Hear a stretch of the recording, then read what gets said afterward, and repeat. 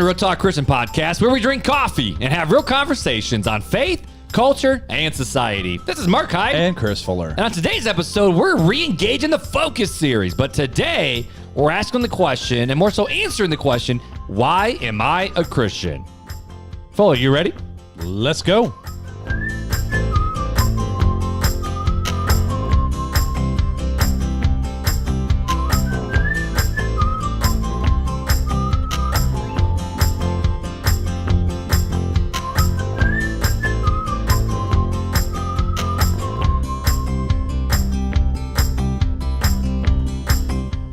Welcome to the party, Fuller. What's going on, buddy? We blooped really bad. We did. Is it a bloop? Is a blooper? If you actively do a blooper, is it called a bloop? It's a blipper. So we already tried this episode Yes. like another time, and I hit the unmute button too fast, and you hear Fuller going, like in the middle of the intro. Well, I was being silly during the And I intro, caught you. and you got me again. There's been so many times where I've unmuted you too fast. I'm going to take the board or away I from you. We're gonna flip flop here, buddy. Or there was the one time where I forgot we were not muted, and I started saying stuff. Okay, but not to call you out, but Oh shoot! What did I do? During the witchcraft and wizardry episode, What did I do? let's just say that everybody needs to go watch the YouTube video, because you like pull a napkin out of your pocket and you're like picking your nose with the napkin. Is it actually on the YouTube video? It's on the YouTube video. Shut up. She's just like, what is he doing? No, Mark, don't. Oh, Mark. Sorry to call you out, Shut brother. up. On the witchcraft and wizardry episode, I'm digging for gold. You're digging for solid gold with your nap. At least you had a napkin around your finger. That wasn't just like finger deep. I was like, please don't eat it. Please don't eat it. I mean, it's better than Evie. Like my daughter, she'll suck her thumb and then pick her nose with the other finger. I have a picture of it. Yeah, it's weird. When she was sitting man. with me, she was But doing it. so, fun fact, apparently I picked my nose on public YouTube videos.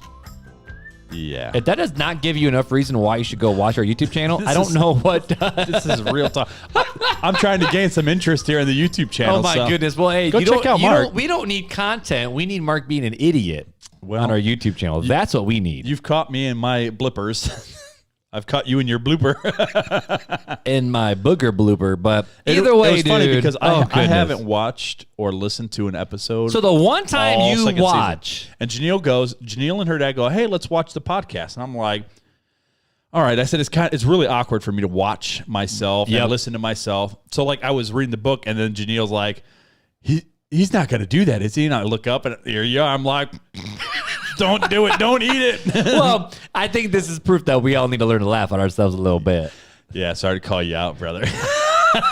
Was that at the beginning, or was that the fun facts with Fuller part? Like, No, I think it was. did I just forget that we were on camera? You must have, because I don't know. And then you stuck it in your pocket. I mean, I was dealing with a bad cold that night. You were, but it was. Yeah, I'm gonna find it and show it to you. I'm gonna take a snapshot of it and send it to you, and we're gonna post it all over social media. That's embarrassing. It's almost as embarrassing as the fact that we're not drinking coffee again tonight. Well, we started off drinking coffee because we batch record, as we've said multiple times. Yep. And now you're drinking the LaCroix, I'm drinking tangerine. not the Pommelmousse. What is that? Pampel? Pamplemousse. It sounds like pamplemousse. I always thought it was I'm like pamplemousse. That's why I was playing around. You caught me earlier in the blipper. And you're saying pamplemousse. I said LaCroix Pamplemousse. And you went, "Moo?" Oh Oh man, we got to restart. But no, it's grapefruit. But that's my favorite one. The grapefruit. The pamplemousse is my favorite Orange. LaCroix right now. LaCroix orange. But I'm rocking tangerine. What are you rocking though? I'm rocking the Aha lime and watermelon. Well, right now I have a side part skinny jeans and drinking LaCroix. So if that's not millennial, I don't know what is. You know anything that I just said right now? No. There's a fight on TikTok about how Gen Z is all about how to spot a millennial. You look for skinny jeans, a side part, and they listed other things. And I'm like, well, first off, I'm not taking fashion advice from someone who eats Tide Pods. Second, I'm basically a Gen Z anyway, so it's kind of just funny. We I'm on that don't eat borderline. Tide Pods. We smoke bath salts. That's true. Us millennials, we were weird. Bath salt dude in Florida. Oh, that was some weird crap. That was the But either witchcraft and way, wizardry. Anyways, we are back, ladies and we gentlemen. are. And you know what we have? we brought have the app again. we have question in a box. So Do you remember the old out of the box? Out of the box. Out of the box. It was on PBS. Was it called Out of the Box? I don't know. It was just wasn't that how the jingle went? Out of the box? Or am I? Yeah, but I thought it was. I thought it was. Out of the box. Man, I just said like Out I of the box. You good? Yeah, You good? You good? I'm repeating myself. Anyways, I thought it was part of Someone had a little too another. much Taco Bell before podcasting.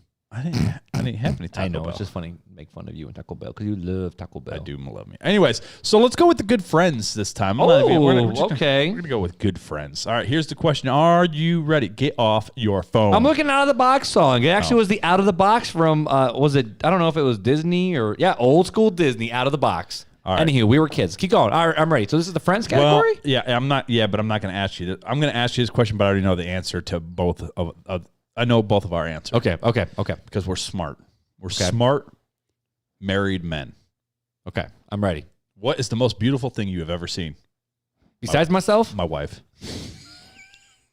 You mean besides myself? Wow. Who's that sexy thing standing in the mirror? Beth, if you need directions to the that's courthouse. Staring in the mirror. Like that's Meghan Trainor's song. Anyways. That's my girl's favorite song right now. We're gonna But move anywho, most beautiful thing I have ever seen, yes, is my wife. Yeah, see. I told you. All right, so we're going to move on to the next one. What aspect of yourself are you most insecure about? Oh. Ooh. What aspect of myself am I most insecure about? Yeah. Oh. Dude, that's Man, like, we're getting personal. How did we go from the most beautiful thing I've ever seen to what are you insecure about? You want me to go first? Yeah, you go first. I'll be real on Real Talk. Okay. I'm most insecure about my weight. Really? I'm a fat kid. I always have been. So I make fun of myself. You've always joked that you're the fat kid. Because to hide my insecurity. I'm weird like that. Really? Yeah. When I'm awkward, when there's an awkward thing, or I just joke because I don't know what else to do. That's fair. So yeah, that's mine. I think mine would be is the fact of when I'm with people, do people actually like me or they just show me pity? I think I'm most insecure about my relationship with others. Like, do people actually want to be with me right now? That's one thing I'm very insecure about. I want to be with you. Here, let me move the mic in here real close. There you go, buddy. Anyways. Yep. That's one thing. The other thing, I think part of it too is even though I talk a lot, I'm not great with words.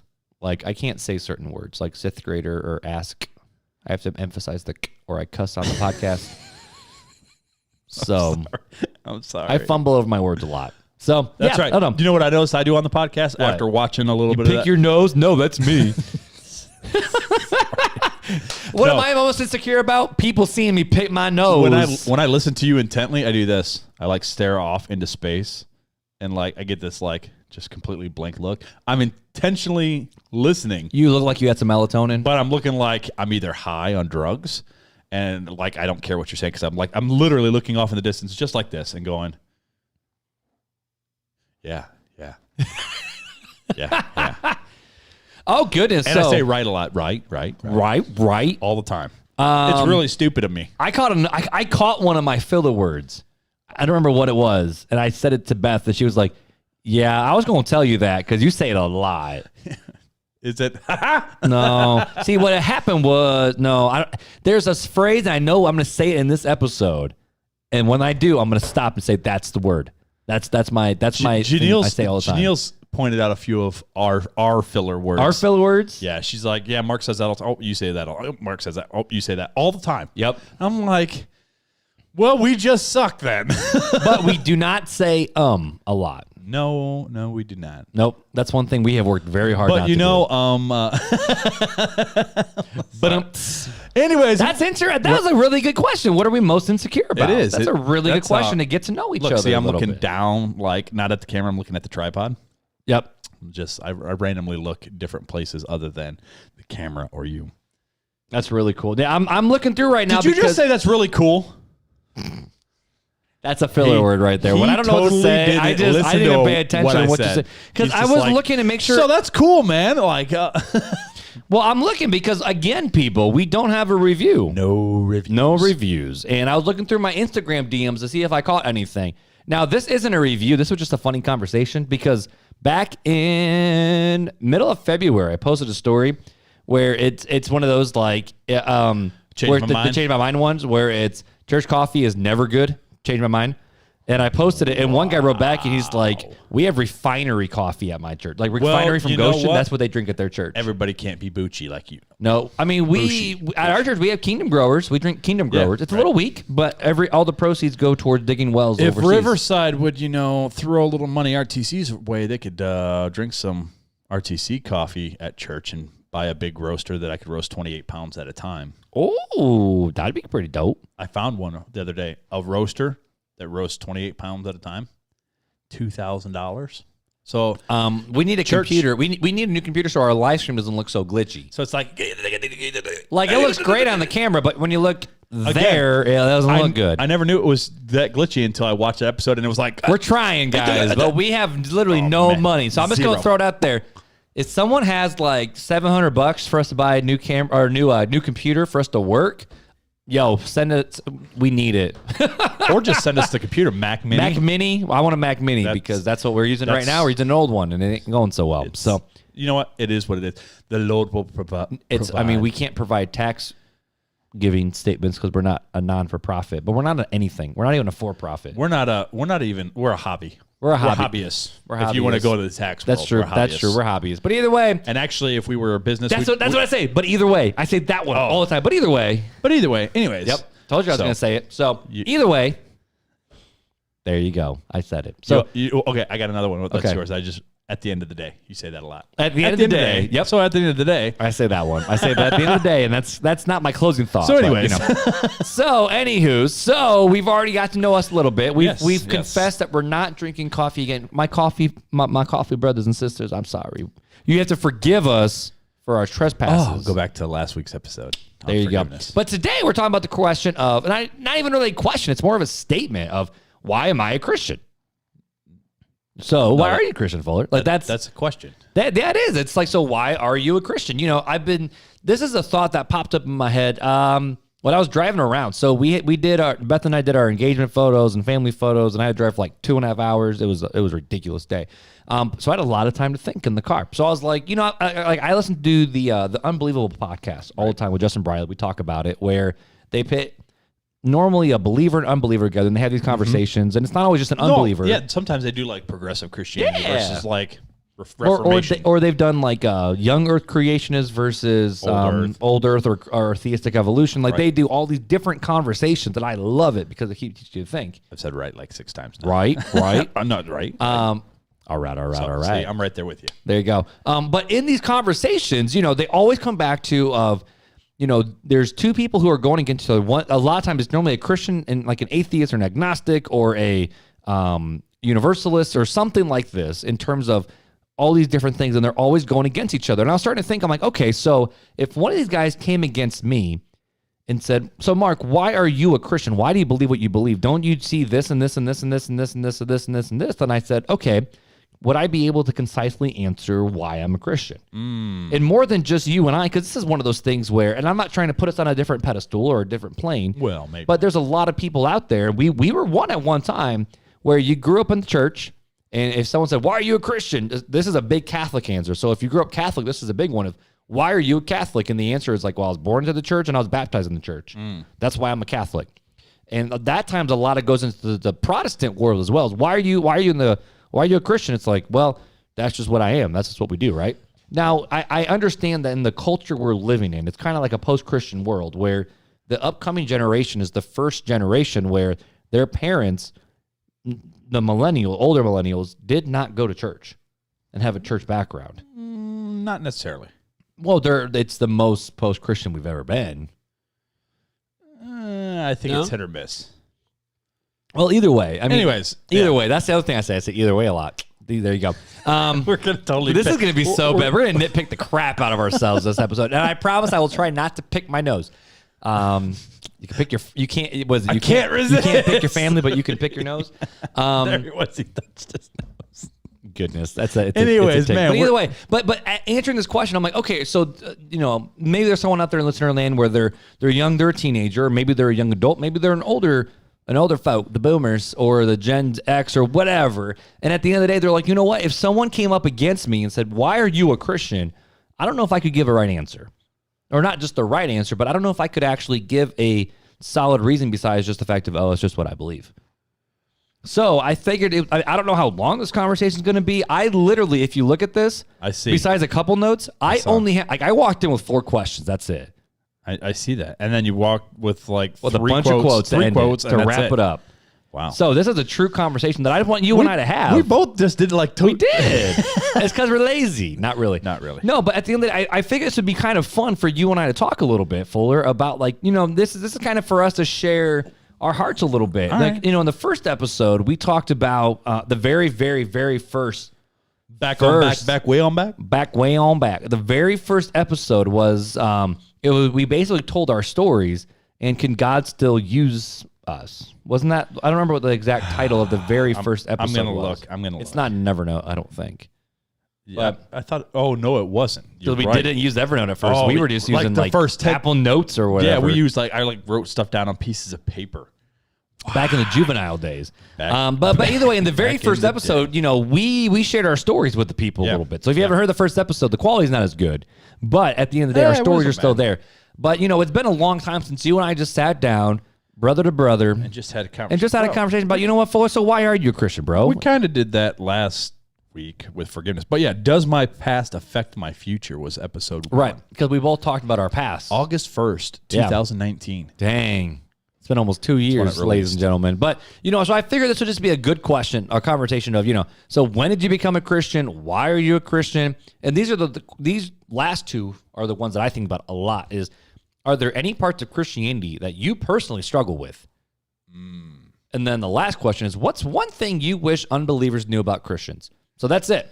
So Fuller, I'm curious, bro. Oh, bro. So when did you, when would you say, when did you decide when did you realize that you were part of the elect? I have decided. Oh, I thought that was right. That was beautiful. No. That was beautiful. You hit that note. I should have put some reverb on your voice. No, let's not. I can put some reverb. You're gonna. Watch this. I have decided to follow Jesus. Anyways, all righty then. We're back to normal. But so seriously, Fuller, No, so so- when did you decide to follow Jesus, bro? So I was baptized in. It was September 14th, 1997. Dang. I was 5, bro. So I was 8 years old. Back when you were a young whippersnapper. Back on in my day, well, we actually had a baptismal and In the church. Y'all weren't wearing them skinny jeans and having them. I actually sackcloths. was baptized at it's now Deer Run First Church of Christ. Oh, over there in Ironwood. Yeah, so they weren't there. They were down this way off of Miami I don't think I knew that. Okay. back in the day. So before they moved buildings, you were baptized there at 8. right back in 1997, September 14th. I still have my certificate. I wasn't given a certificate. But that doesn't mean I fully understood what the Christian life entailed. okay. That probably wasn't until 2014 when I grew up in church. I was baptized at 8. I went through life being raised by Christians and first generational Christians and do the church world. And then I started to slip because I started going off on my own and being my rebellious stage. That's when I got into drugs and premarital sex and partying. Yeah. So everything else that Down in Florida. yeah. So that was all probably started taking place about 2009. So there's like a 5-year stretch where I wasn't making my calling and election sure. Last episode. I'm a 4-point Calvinist, so I believe that I was always predestined to be the elect, but because I'm not God, I don't know if I am predestined, so I have to make sure my calling and election sure. But anywho, but you were not living the way you should be living. I was definitely not. So So when did I become a Christian? I had the faith. I did the confession. I was baptized. I was, I fully believed in 97. So, but I've had some oopses along the way. Mm-hmm. So that would be my answer. That's cool. I had my reawakening in 2014. Your reawakening. I like it. This is it's always a hard It's a question hard to one. answer because, I look back and if someone said, so Mark, when did you decide to follow Jesus? I said, well, I realized the reality of everything when I was 8. like you, third grade. So it's 8 or 9, something like that. And, my dad had on a Southern Gospel album. And on that album, it was a song playing. And it was I've talked about it on the podcast. It wasn't a bad, you're going to go to hell and burn if you don't follow Jesus. But it's the fact of when Jesus comes back, this is what it's going to be like. I can't wait to be with Jesus. And I'm like, yo, I don't know if I'm going to be with Jesus, Dad. Like, I don't know. And this was right after Awana. So, I grew up in the church, Christian school. Mom was a Christian school teacher. Dad was a deacon, and basically old school Baptist deacon. So he was an elder. He wasn't just a deacon. Yeah. So he was head of the deacon board by the age of like 28, 29, something like that. Wow. Nuts. Absolute crazy. So I was birthed in the church. Right. And so, 8 years old, I would say that's definitely was it. And I didn't get baptized until I was probably 12. I was sixth grade. I was in 6th grade when I got baptized. But you know what, dude? I look back and it's like I had some really rough patches, Like, I mean, I would say I got serious about my faith when I was 16. When I was a sophomore, junior, somewhere in that gap. That's when I started getting really for serious. And then for serious? For serious. And then I decided that I was going to pursue full-time ministry when I was around 17. Between that 16 to, so somewhere in that 16 to 18 realm. But, it's like at the end of the day, I still struggled with sin after that. And I still dealt with all the various things. Whether it was, controlling my temper, whether it was controlling my words, whether it was keeping my hands to myself, or all these other different things, and I've always looked back and I go, okay, so when was I saved? Was I ever really saved? Did I actually get saved when I was 16 when I said, God, no, I'm going to follow you with whatever you want me to do, rather than when I was 8. So I'm like, oh, shoot, do I need to get baptized again? So honestly, I struggled with that over the years. So you struggled with the Arminius debate. Yeah. but at the end of the day, if someone said, Mark, so when did you become a Christian? I was like, I realized who Jesus was and who I was not without him at the age of 8, baptized when I was about 12, and then actually started getting for serious at 16. So that's kind of that's where my history kind of goes right there. Okay. So, well, I mean, what I would say to both of us, right? We both sound like we have similar stories, except for I went a little bit more extreme. I don't know what drugs are besides Tylenol and ibuprofen. I went way more extreme, and at a lot older age and for a lot longer. Mm-hmm. But the thing I come back to is that even the demons know that God is God and right. believe, but there's a difference. They don't put their faith in following Jesus. There's something that separates that because they're fallen angels because of them. I mean, they believe God is God. They understand who he is. Mm-hmm. Matter of fact, they still obey him.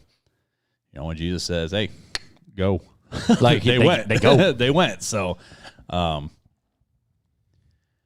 the term, when did I become a Christian? I think that's more of like, it's hard. It's hard to define because if you really think about it, like to me, I would say I was a Christian because I believe that I'm elected of God, right? So there was a path that God set me on that I was going to turn to him. He knew I was going to turn to him because of the influence he would have, and he would direct me and things would happen to me, but yet he always went out after the lost sheep, right? Because of one of his.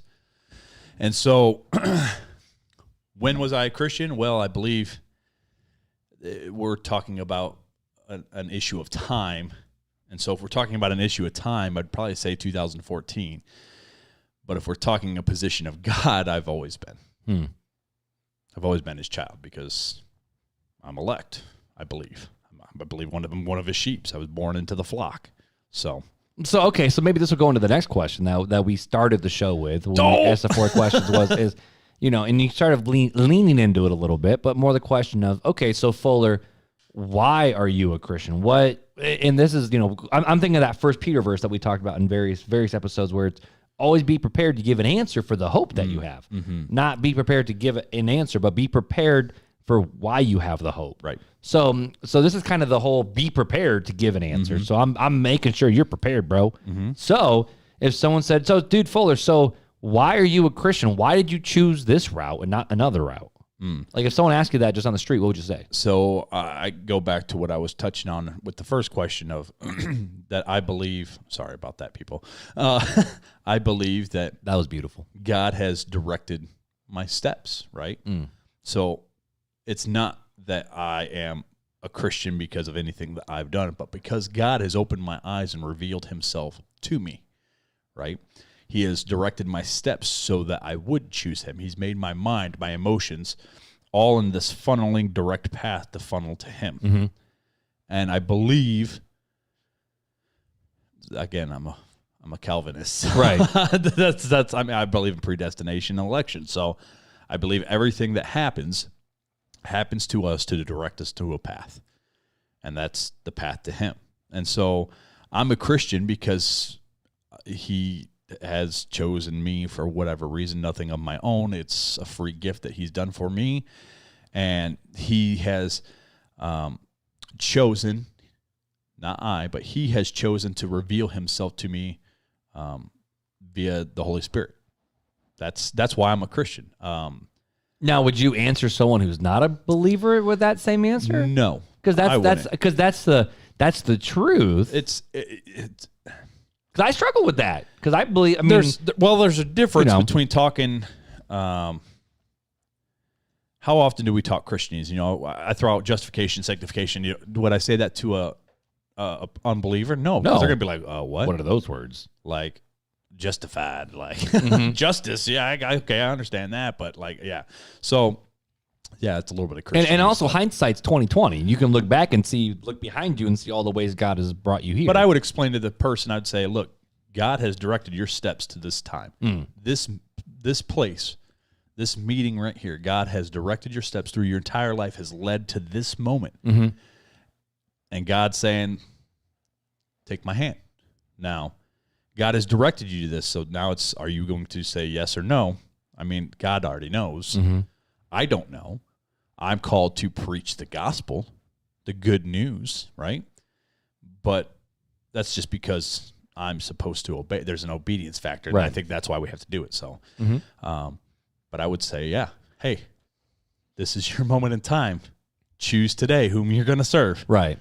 And that's where I would leave it. So do you think some of the conversation nowadays goes, okay, well, cool, yeah, homie, that's good for you, but that ain't true for me. And that's where I think a lot of the Christian atheist debate is we're living in a relative society. Well, the truth is relative to what you want. But it's not. Oh, I agree. But it's not. Like, we know it's not, and that's what I would say. Well, that's true. So if truth is relative, then if I took out my gun here and say 3 seconds and shot you in the head, well, I'm unjustified and it's okay. It's a just shooting because truth is relative. Does that make sense? Or is there a line? Is there a line that says this is wrong and this is right, right? And where does that line come from? Well, the morality of God. God sets up the standard. Mm-hmm. Now, we like to play like we're God. Right. And we like to try to be polytheistic in our ways and say, hey, I'm a God, you're a God, your mom's a God, he's a God. We're all gods, which is polytheism. But we're not. There's one God. Right. And he sets up the standards. And we've broken the standards. And when you break a standard, if you break a law in this country, what happens? If you kill somebody, what happens? My butt gets thrown in jail. Your butt or death, depending on if you're in a state with the death penalty. Okay, so what's going to get you out of that? Nothing, right? There's no pardon for that. Most of the time, you broke the law. You took a life, right? You destroyed something. Well, we did the same thing. we destroyed something. We destroyed ourselves. We killed ourselves by our sin. And so because of that, we have to be punished. And it's not a just God saying, well, I'm sending all these people to hell. It's saying, no, you did this to yourself. You made these choices. And because of our choices, Jesus had to come and die for us. Right. And this is what you deserve, is you deserve hell. But tell you what, I'll make you a deal.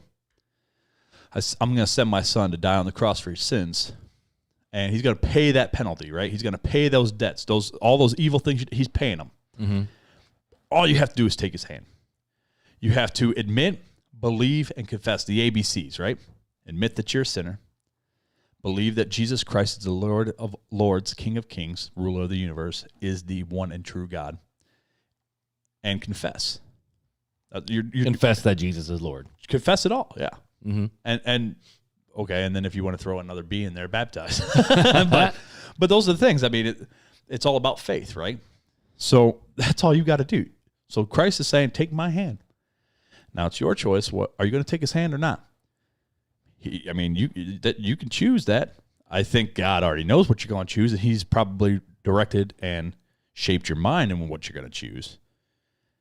And I don't know if I'd tell them that at that point. I mean, there's a way that you break it down to them. You know, when you're a baby. Again, it's hindsight's 20/20. Well, when you're a baby, right? We look at.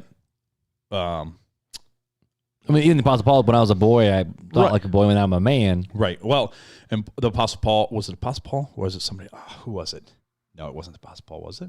Talked about spiritual milk when you should be eating spiritual meat. That was Paul. Mm-hmm. So a person that's not saved, they're not even babies. Do you force feed them meat? No. No, you break it down nice and simple for them, just like I just did. And then as they grow in the faith, then you start bringing in, hey, listen, you really don't. God directs your steps. God gives you each breath. God lets you wake up each morning. I wish I didn't realize this conversation was going to go this way, because the other day on Facebook in one of the groups I'm in, I don't remember which group it was, but there was a graph, and the idea is the fact of the more knowledge you have of how God works, the more humble you are, because you understand what the truth really is and how little and sinful you really are. Because at first you're like, oh, dude, God, like, awesome, thank you. I don't know very much, but you feel like you're like, this is awesome. But then there's a climactic point where all of a sudden you start to flip. They think that God's like a party gift giver, and they can take the gift or not. And then as your understanding and your growth comes, you go, oh, he was the party gift giver, and actually I was just the bag that he put the party gift in. I like it. So I like it. That's how I would. That's why I'm a Christian. That's how I would give an account for Christianity, and that's basically what I would share. In a nutshell, real quick. And this is where it's cool, because I know you're very much you're a heart and soul guy, and I tend to get stuck in the intellectual world. And that's not always a good thing. Right. Let's be honest with you. It's not always a good thing to get stuck in the philosophical debates. And they've got their place, right. but I wrote down a few things in my head where the fact of, why am I a Christian? I'm like, well, okay, so this is one of the few religions out there where it's not works-based. A lot of other religions revolve around karma, the yin and the yang, the good outweighs the bad. Christianity is the fact of, you can try all you want, but your good ain't going to do nothing. Mm-hmm. How are you going to get there? Mm-hmm. It's for by grace you've been saved through faith, and then it's grace all the way through. It's grace alone, through faith alone, by the scriptures alone, through Jesus alone. It's all the solas. Solus scriptura. To the glory of God alone. I forgot sola gratia. Yeah. But at the end of the day, that's the religious base. And then more than that, Andy Stanley, I thought this was super cool. In one of his recent sermon series, he goes, when someone says they're God and then they raise again from the dead and prove it, we probably should listen to what they have to say. Maybe just a little. Maybe just a little bit. And I like that perspective, because he starts with, okay, let's start with the resurrection. All right, so Jesus rose again from the dead. What does that mean? And everything goes from there, because it makes sense of the Old Testament, and it makes sense of the New, and it makes sense of what's to come. Right. The problem is, how are you going to prove that Christ rose from the dead? That's the first. Right. Because there's even people out there where it's like, you can give me all the quote unquote proofs you want, I'm still not going to believe it. Well, and that's where not even that, but it's even hard to, with the amount we have. We do have some things that prove, but then they come back. So we go like Josephus. Well, Josephus talks about Christ, right? But then you go, well, that was later added by the church. Like the writings of Josephus, that portion about Christ, that was added by the Catholic Church later. See how there's always these little come up with an excuse. Right. Yeah, they'll come up with an excuse for anything. So saying, okay, well, so how you prove it? Well, at some point, it's better. At some point, you got to have that faith, because faith is the what substance is it? of the things hoped for and the things not seen, or whatever. Right, yeah. But it's not just the evidence of things hoped for. Right, there you go. It bases the fact of, it goes back to the Indiana Jones jumping on the bridge of, I've seen enough, but you still have to make the jump.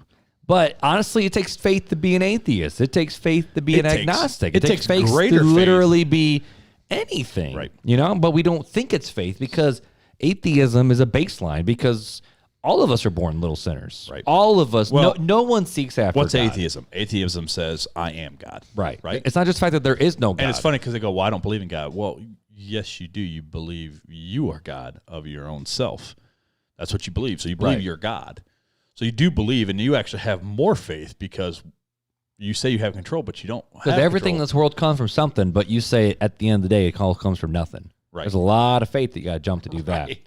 Yeah, a lot of faith. And that goes back to that conversation. And that kind of goes into my last little thing that, that I think about a lot is, Christianity explains how the world was created, why it's broken, and why we're in the current state that we're in. You look at intelligent design, the fact of how the world was created. I mean, even modern evolutionists actually dropped, and so Christians stop using this argument, but the modern evolutionists actually will say that they believe, oh yeah, okay, sure, things did not happen by chance because it was survival of the fittest and things got better and better and better and better and better. But at the end of the day, it's still okay, but what caused it? Right. Like so where did it all begin? Where did it all begin? Like our world is so logical. They say, well, see, these molecules from millions and billions of years ago started moving erratically and exploded. Right, like photosynthesis, how the body reheals itself. I mean, you can take veins out of your body and then they just figure out where to reconnect. Yeah, they redirect flow, and that's some weird crap. We don't even understand everything. I mean, nor we never will. Right, exactly. No, this is now again, this is where science argue with the fact of, we talked about this with science and faith, where everything that we used to not be able to explain, we just attributed to faith. So as we started to know more, it pushed faith out of the room. Actually, it's doing this. We think this is the illusion, is that it's doing this. Right. Really, it's doing this. Exactly, right. And that's the thing, is faith is supposed to be the foundation, with science being of the room, not the more we know, fighting. the less we know. Right. And the more faith we have to have. Because it just keeps going. Right, It keeps exactly. going. And It's that's super the thing. cool. That's why I say faith increases at twice the speed as the knowledge increases. At least it should. That's what is It happening. should. And a lot of scientists are that way. As I understand the body, I don't understand why the electrical connections make the way they do. Like, but they do. Like, right. your brain has, and you can create new pathways for your brain to travel. Right. With your thought process. Right. Some weird stuff, man. I mean, they understand more, but the more they understand, the less they understand. It's crazy. It's crazy. And then, the last thing, just going back to why it is the way it is, that goes back to the moral argument of, if we believe in evolution, if we believe in survival of the fittest, no one should have a problem with racism. No one should have a problem with supremacy. No one should have a problem with the poor people or this person or that person, because you're just weaker. So if you don't deserve to be here, sorry. And I'm not saying, I want to make sure I say it, I don't believe that. I want to make sure that's loud and clear. But I'm just saying the fact of, if we all came from nothing, and at the end of the day, it doesn't matter. It's literally survival of the fittest. Why do we take care of the poor and the weak and the lonely? Right. Like my daughter who has cerebral palsy. Right. If she's weak, I should not be making sure she's okay. Exactly, because that's just making society weaker, and we're not being able to evolve. But what's the reality? We do care. Right. And the answer is, why do we care? Yeah, because God cares. Now, I mean, I heard some people say where it's like, well, we shouldn't be arguing if we should or not. We just should. But, my mind goes back to the moral argument of, where's the baseline of morality? Because if it's a relative term, people anything go, goes. well, it's the betterment of society. Great. Hitler thought getting rid of Jews was better for his society, but Well, the whole world deemed that evil, and it is. We have a society that thinks getting rid of babies is a good thing right now. We have all sorts of stuff that is wrong, right, on this basis of God standing, that we just whatever. But we both agree with that. The fact of, where is the line, Right. and so who makes the fact and the argument of where the line is at? Like, who sets the standard? If it's me, it's wherever I want it to be. Yeah, exactly. If it's just based on society and rule of the mob, well, I can get enough people together and brainwash them and make them believe whatever I want. So does that mean it's right? No. Right. There's a moral line, and everybody has that line they won't cross. Mm-hmm. I don't care who you are. There's always a line that you're not. And the answer is why, and it goes back to because we're made in God's image. Right. And so when I look at the question of, okay, Mark, so why are you a Christian? Yes, I understand spiritually my condition, and I understand spiritually what it means for God to call the elect, and for Him to call unto Himself whom He wills, and He predestined that will be called the children of God. Mm-hmm. But on the intellectual level, for the conversation, it's the fact of, it is what makes sense of the world, and and this is why I got the various quotes, and there's the C.S. Lewis quote. And in fact, the way most people do it is actually wrong. I found out it is actually a wrong interpretation of his quote. But the quote that C.S. Lewis actually said is, I believe in Christianity as I believe that the sun is risen. not only because I see it, but because by it, I see everything else. So the idea is the fact of Christianity. Yeah, I believe it, not just because I see it for myself, but it makes the whole world around me make sense. And that's kind of where I'm at with Christianity. And it's one of those things where this is where my struggle is, I drive around South Bend all the time. I was thinking about that today. I'm driving around South Bend. I'm like, I probably have passed 1,000 people in the last little bit between driving on the bypass, driving on Mayflower, driving on houses, all these different places. Yeah. Exactly. Like, I drove by thousands of people today. How many of them have even do they even care? We think of a large church nowadays as 250 people. Bro, that ain't even a community. Like, I got like a couple hundred people just within this little tiny couple roads that I live on. Mm-hmm. And at the end of the day, for us as Christians, this is where I struggle the most. Oh, I guess that goes into the next question of what do you struggle with Christianity? Well, there you go. Is the fact of I look around at the world and I go, man, that's a lot of people. And I'm one who I see the elephant and I tend to shut down, where it's just, that's a lot of work. I don't know where to begin, so I'm just going to sit, which is not the work. And then there's other people out there where I knew a pastor who he was like bound and determined to see 1 million people come to follow Jesus through his ministry. He crashed and burned hard because he pushed so hard that he ended up losing his family over it. And it's like, that's not right either. Nope. So what do we do? And the Christian answer is, well, God does what God wants to do, but we're so called to go be the hands and the feet, Got to be the vessel. Right, and that's willing what you to be used. And that's just it. Is I didn't bring this quote here, but C.H. Spurgeon one time said that it's not my job to save people. I'm only going to be held to account for if I gave the message of the gospel and how well did I present it. That's what LaCroix burp. That's what I'm responsible for, is did I present it? Because, it's the whole idea of you can lead a horse to water, but it's up to the horse to drink. So you can even bring the horse to the water if you want. You can soak the hose. You can soak the horse with the hose of water. Wow, that was a tongue twister. But it doesn't mean he's going to drink it. He can keep his mouth shut. Right. So this reminds me of a parable, and I'm probably not going to get it right. And I don't even remember where I Is it like a Jesus parable or a different parable? No, I don't. It's not a Jesus parable, and I don't even remember where it comes from or why I heard it or anything. Okay. And maybe it'll spark something you'll remember it, and I don't even know if I'm going to tell it right. But there was this man, and he had 2 water vessels on the back of his cart. And it would go a mile down the road to the well to get water in these vessels each day. And the vessels are cognizant of each other. They know that they're each other there. And one is old and broken down and has cracks through it. And one is a brand new jug, right? Okay, right. And the guy fills both jugs. Well, on the way back, the broken jug continues to lose water, right? So it's losing water because it's got cracks in it. It's old. And it's wondering, man, I wish I was like this other vessel that has itself all together and that it has no cracks and it can hold the water, because I'm just losing water. And it goes back and forth. And this goes on and on and on and on. And the vessel one day asked the guy who fills the vessels, why do you continue to use me? I'm cracked. I'm broken. I don't, by the time we get back, I only have a quarter of the water that you filled me with. Why?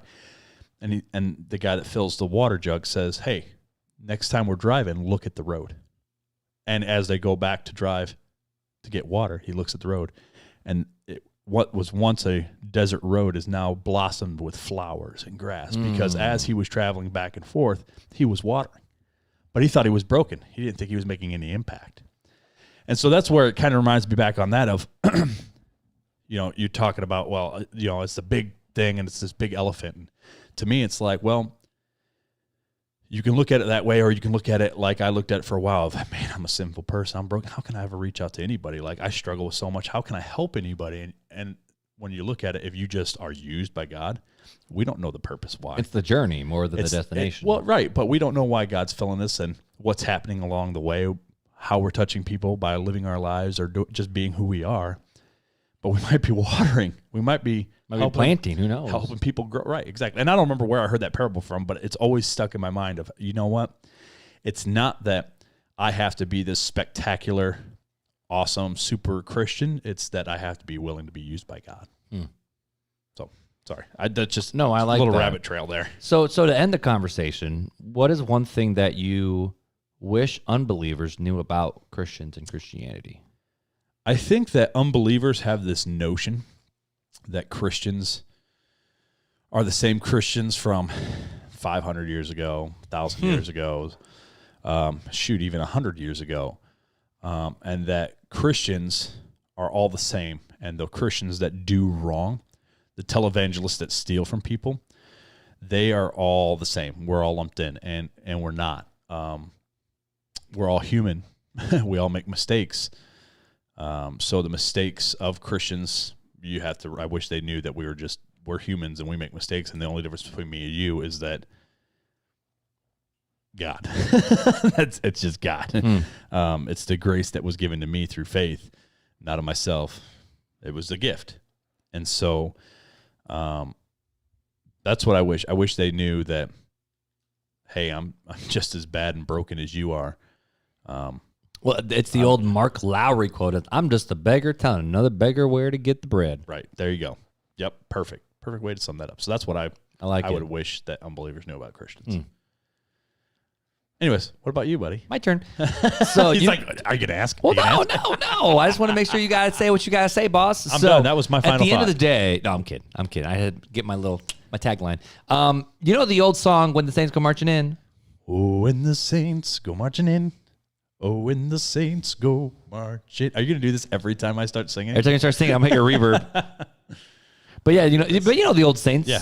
So Andy Mineo, he's one of my favorite rappers. Andy Mineo, Tripoli, 116, Lecrae. That's my stuff. No, I don't know. Well, you should know. But anyway, so Andy Mineo, he had a song years ago, and it's called The Saints, and it's a play off of When the Saints Go Marching In, and that's the chorus. But everything points back to when the saints come marching in. And the whole idea is the fact of not just when the saints come marching into heaven, but when the saints walk into your community, what that means. And in one of the verses, and I thought this was super cool, he goes, okay, I get it. I know what they thinking. We some kumbaya singing corny Christians, keep your distance. Buy a ticket to a concert, pay a visit. Think it's odd. We them Blue Brothers 116, which is their hip hop group, but 116, not ashamed of the gospel of Christ for the power of salvation, on a mission from God. I don't think they get it. I really think what they got to do is see it to believe it. I wasn't planning on leaving them. Give me the microphone with no gimmicks. I'm really living it. So when they come in and don't know to get up on the evidence, I mean, he was rapping really fast here. You ever want to get it? Well, tell them to come and get it. I point them to God and tell them we're really with him. They think I'm tripping because I'm living for more than just rapping, but that's what happens when the saints come marching in. And the whole idea with that, the fact is, it's the fact of, at the end of the day, what I wish Christians would do is to, when they say they follow Jesus, that they go out and they live like it. And that's where my thought is, because so many people out in the world think Christians are corny, and that they're just these, we hold hands, we sing kumbaya. It's like that. Y'all do some weird crap. Are y'all normal? Like I don't know what y'all doing. And obviously, there's gonna be something that the world doesn't get that we do. Like we sing worship to God. We sit and we learn from an old book. Like some things they're just not going to get, and that's fine. But at the end of the day, I wish Christians would step up and go, when someone invites you, or when someone invites someone to the church, that they don't go, oh, I don't want to go there. I know who goes to that church. Y'all don't look like anything you say to believe. And so I don't think that's so much me answering the question of what do I wish unbelievers knew about Christianity, but I guess that's more of what I wish Christians did inside of Christianity is actually represent well the Jesus they claim to follow. I mean, we're always going to be different. Right. Christians are always, heck. But different for different sake, I think, is dumb. But we're going to be different naturally if we follow Jesus. Right. I mean, to say, yeah, I mean, I love the tagline from The Chosen. Get used to different. Is that really the tagline from The Chosen? Get used to different? Get used to different, because it is true. I mean, when you follow Christ, following Christ is different. It's a different way of the natural thinking, because why? We are naturally sinful, and we are naturally drawn to our own desires and things that aren't good for other people. That's what we are naturally drawn to. We're naturally drawn to look after ourselves and be prideful and angry and hateful and spiteful and lustful, and that's what our natural cause is. That's what the world naturally does. And so to not do those things is to be different from the world. We're called to be different from the world. We're called to be set apart for God. I get what you're saying. You're saying, and I guess this is more so not the fact of we look just like you, but I'm more thinking of, I wish people in the unbelieving world actually knew that we actually lived by the gospel we preach. But the problem is that, if that makes sense. No, I get what you're saying. I get what you're they go to church on Sunday and then they don't look any different from the world. That's the problem. Right. That's the big issue. Okay, you go hold hands and sing Kumbaya, and then you turn around and do this. And you're at the bar the next night getting drunk. Well, it reminds me of, and I don't want to go too much into the conversation, but the whole Ravi Zacharias thing that just came out, where he was going all over the preaching about Jesus, but now all of a sudden the truth of the reality of all these sexual misconducts and victims he left along the way, and they've proven to all be true. You know, it's a sad thing, and but that's the call for us as Christians to go, that people are watching. So what are they seeing? Right, because we're called to show our faith by our words. This is where the sanctification process comes in. That you've been justified by Christ, through Christ, in Christ. Now what? You should be a new creation. You should be sanctified in Christ, through Christ, and by Christ. It's not of ourself again, but it is a fruit that comes from the root, and the root is Christ.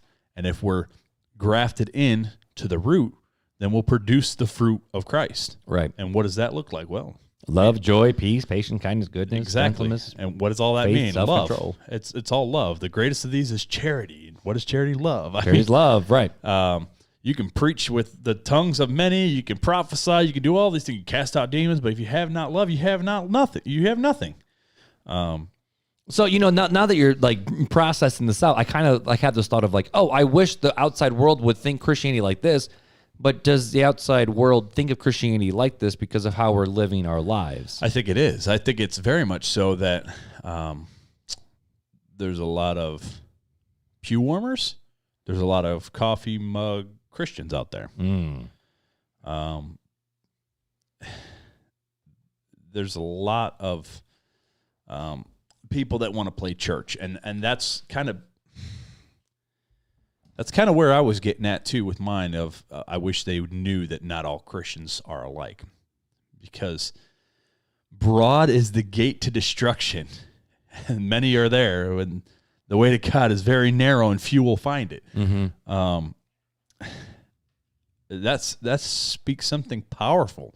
That means that this road of Christianity, of following Christ, is not easy. It's not the norm. It's not the thing that is widely accepted. It's something that's different and looks different, and this is that hard thing, because we understand that there's nothing we can do to make people decide to follow Jesus, because God is the one who has to transform the hearts, but we still have the responsibility to go. It's this awkward tension that we'll never understand. There's an obedience factor, right? Right. So God does the work, and we just have to be obedient. That's what it's always been about. From Abraham to David, it's always been about obedience to God.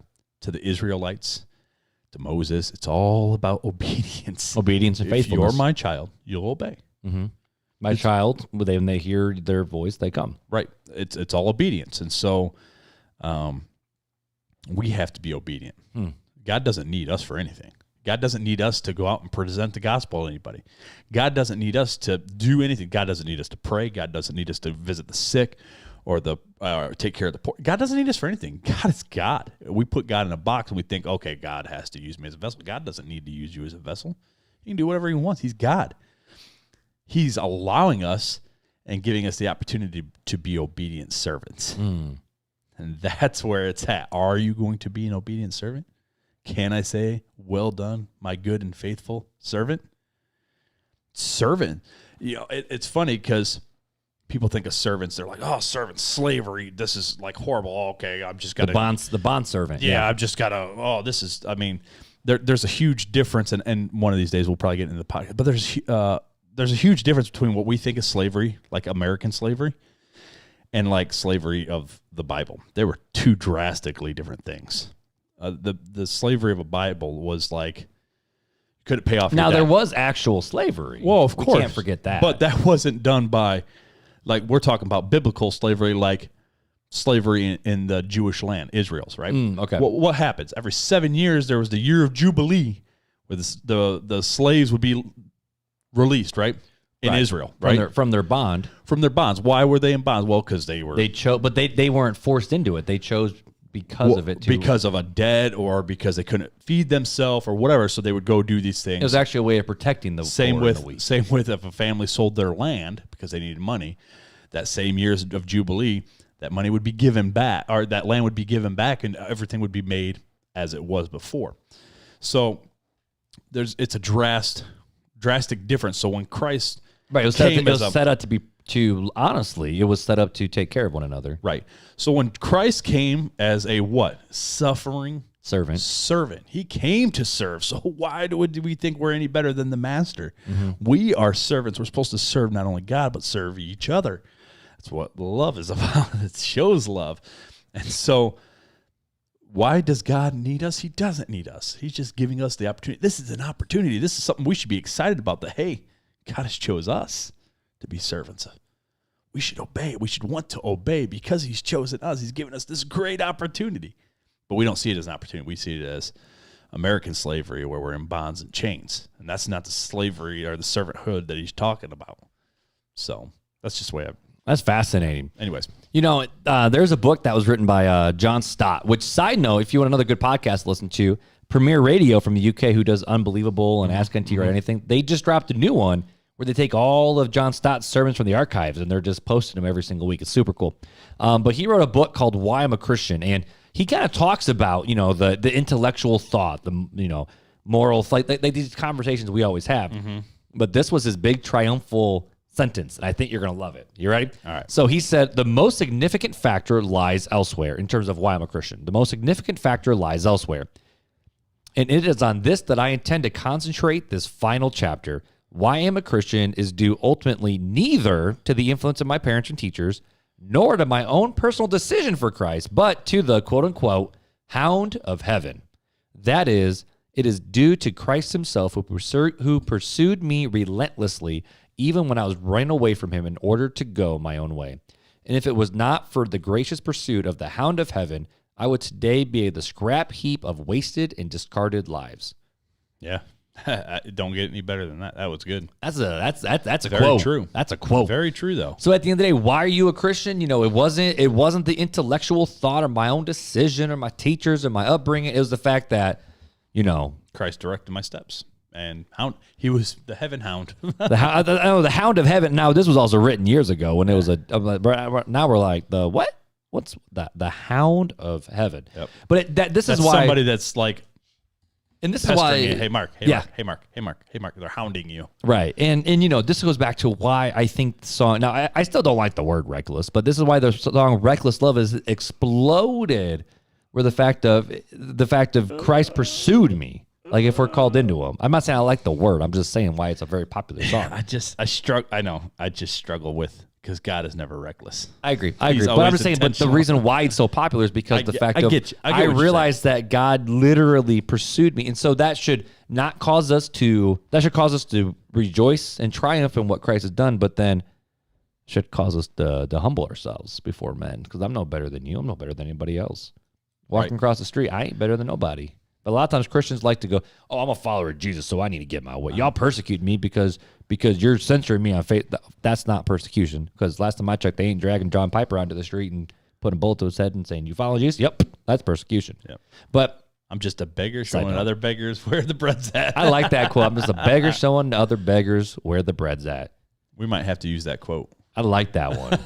Is that where we should end this one? I'm just a beggar. I'm just telling other beggars. Hey, beggars, this is where the bread. This is who giving out the bread.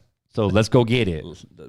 I got me some. I'm telling others about. Hey, there's the bread down there, man. But any other final thoughts for this whole focus? Because we're trying to refocus and center ourselves. I think that's the good. That's a good place to end it. Is, hey, I'm a Christian because Christ has pursued me and helped me to be one. And now I got to be obedient and tell the other beggars where the bread's at. Go be a good beggar. Time for Fun Facts with Fuller. All right, my dude, let me pick my nose, do all my, at the end of the day, it goes back to fat, ready to crack my neck before I do the intro, all the weird quirks that we do on RTC. But my Yes. dude, we have had so many fun facts, and you have yet to run out of a fun fact. I'm so curious to see when you run out of a fun fact. That's going to be fun. We're coming up on 100 episodes. That means We're I'm almost getting- 100 fun facts now. That's a butt ton of fun facts. Wow. But so I always ask if you have one. I know you do. I don't know why I always ask if you have a fun fact. You always have a fun fact. And about every third episode, you say this exact line. I know. I'm sorry, guys. Well, Fuller, what fun fact you got for us tonight, my All dude? right, the fun fact of the day, Mark and listeners. Did you know that the pound or the hashtag symbol isn't officially called hashtag or pound? Wait. It's not called the pound? It's not called a pound or a hashtag. Hashtag. I mean, obviously, but I thought it was always just the pound key. Because even when you call someone, they're like, Press pound for further options. yeah, or after you put in your PIN number followed by the pound sign. Right. So it's a technical name, or its technical name is Octothorpe. Yeah, thank God we don't say that. Octothorpe this, Octothorpe that. Octothorpe. So, if you want to follow. If you want to follow us, Octothorpe Real Talk. Yeah. No, that'd be bad. So the octo means 8 to refer to its points. Though reports disagree on where Thorpe came from, some claim it was named after an Olympian, Jim Thorpe, while others argue it was just not a nonsense suffix. So at the end of the day, we really don't know where the term even comes from. Well, we know where octo comes from, but yeah, Octothorpe is what it's actually, that's the technical name, Octothorpe. Wow. Well, ladies and gentlemen, I feel like we need to write a blog post about this. Why you need to up your Octothorpe game for your social media handles. Octothorpe Real Talk Christian Podcast. Dude, hashtags are one of those things where, I use hashtags on most of our Instagram posts, and sometimes they do great, and then sometimes they don't do jack squat. And it's hard to always figure it out. Like the Octothorpe, The Chosen giveaway that we had. I'm just saying, I was a little disappointed in the turnout. Yeah. It's okay, though. We still love you. We still love you guys. But this is why, because some people might be listening to this right now and be like, what, you guys had a giveaway? I didn't know you guys had a giveaway. We have giveaways. That's why you got to follow us on social media, whether Facebook, Real Talk Christian Podcast, or Instagram, Real Talk Christian Podcast. You can email us. We got to get that email list tidied up a little bit so when we have giveaways, we can tell the people. Yeah, because, right now, we just kind of, sometimes we mention it on the podcast. Yeah, sometimes it's just sporadic. Sometimes, like the Chosen giveaway was just that was just we're doing it. We're just, hey, I'm going to do this, and we're going to just do it. And here's the deal. Every time we've done a giveaway, there have not been a lot of entries in these giveaways. I know. I'm shocked. It's like people free are like, stuff. I never win anything. Well, you literally have a very high shot, even though we have hundreds of listeners that listen to every single episode. And it's not like we ask them to do hard. It's like tag, comment, that's it. Share the post. And it's like free stuff. Free to you. You don't even have to pay shipping. Like, we pay the shipping. So how about this? Okay, how about this? I'm going to mark in my show notes. We're going to do a giveaway right now. What? We're doing it. A giveaway? I'm not even ready for this. We're going to give away. We just randomly all right, let's just give something away now. Let's just give some stuff away. We're going to give away the RTC tote bag, the lifestyle tote bag. We haven't done that one yet. Wow. We're going to do the RTC tote bag giveaway. Janelle's going to want this one because she's really wants it. She's going to enter. Janelle, your name can legit be entered this time. So how should we make people try to win this? Oh, man, I don't know. I got some ideas. I think we should Octothorpe. We should Octothorpe it. Oh, my goodness. Okay, so how about this? If you leave a review or have left a review, you have to screenshot it and email it to us. realtalkchristianpodcast@gmail.com. But that's only a few people. But if you don't have Apple iTunes, what about the people that do Spotify? They can listen to it. They can leave us a review on Facebook, and they can leave reviews on Facebook, and then after that, they can do it. Yeah. So just screenshot your or you know what? I need to do this still. I will do this before the episode. Or we're gonna. Should we do this? Maybe we should talk about this because we don't have a Google My Business yet, where people can leave reviews for us on Google itself.